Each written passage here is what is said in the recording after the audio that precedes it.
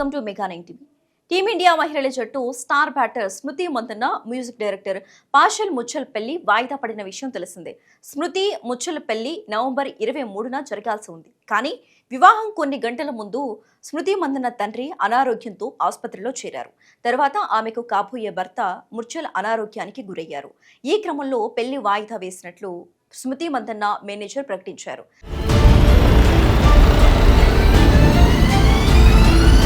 తర్వాత తన పెళ్లి వేడుకకు సంబంధించిన ఫోటోలు సోషల్ మీడియా ఖాతా నుంచి స్మృతి మందన్న తొలగించడం పలు ఊహాగానాలకు కారణమైంది.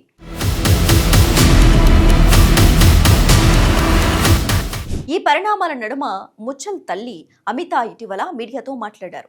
ఇప్పుడు అంతా బాగానే ఉందని, త్వరలో ఇద్దరు పెళ్లి జరుగుతుందని చెప్పారు.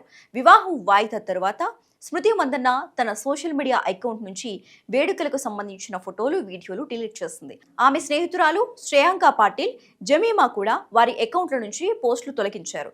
దీంతో వివాహం రద్దయిందనే వార్తలు జోరుగా ప్రచారం అందుకున్నాయి.